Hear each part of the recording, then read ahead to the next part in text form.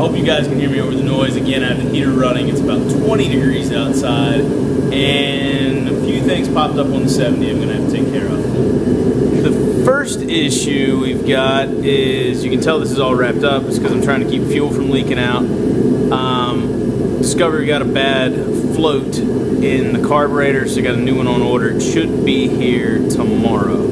So we're going to get that fixed. It was causing the overflow hose there to leak out a bunch of gasoline and just all sorts of problems. So we get that float replaced in there and we should be all good on the carburetor. Now this is something I'm going to try to take care of today. You can see where the chain guard has got a hole rubbed in it. What we've discovered is the kickstand was rubbing a hole in it because we're missing a bolt underneath here. This whole kickstand peg assembly has come loose. So we're going to fix that, and then I'm probably going to get this popped off, and we're going to see what we can do about fixing that, but it also looks like it's rubbing on the chain a little bit. Well, I got the chain guard off, and then I managed to break the adjuster, so literally just ordered a new set. If you work on metric or Japanese bikes at all, this is something you might want to look into. Harbor Freight has these 460 piece set of nuts, washers, and bolts. All different metric size. I paid, I think it was less than $5 for this entire set. A heck of a deal, and chances are you're going to end up needing these at some point when you lose something, so something to check into. Alright, so at least I accomplished my goal of getting the chain guard off. We're going to try to fix that. Anyway, next I'm going to hop under here. I don't know if you know well, you guys can see it. There's a bolt right there. I'm going to pop out and hopefully still hold this bike up and see if this one's the right thread size. I don't know about the length, and I don't want to put something in that's too long, so stand by. Alright, so as you can see, this bolt is entirely too long, so I'm going to have to go get 2 of these to fix this whole kickstand situation. Alright, so back from Lowe's, I was able to get a couple of these screws, which I'm going to need. They match up exactly.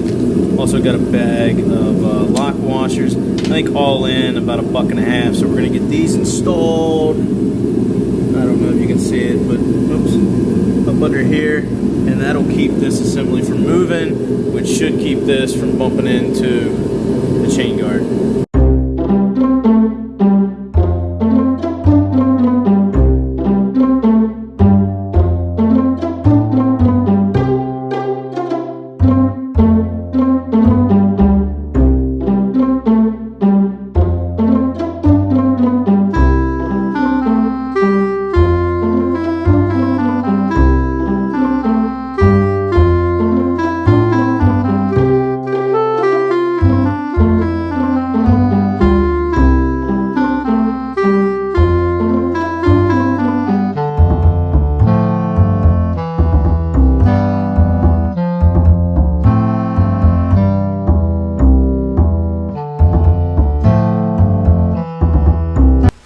Alright, so listen, you guys know I've had tons of problems with this thing.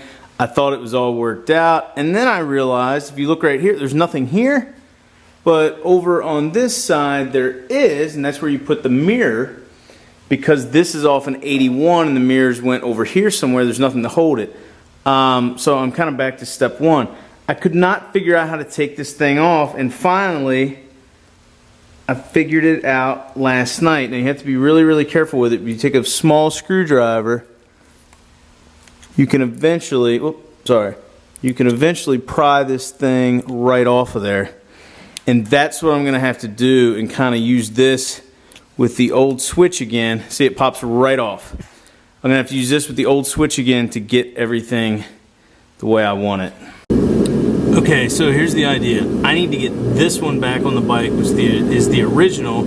As you can tell, is different from this one because it doesn't have the spot there to put the mirror on. So in order to do this one I've already taken the insides out of. I got to take the entire switch out of here and transplant it into here, which isn't that hard. It's just takes a little bit of patience and a little bit of time. So I'm going to get started.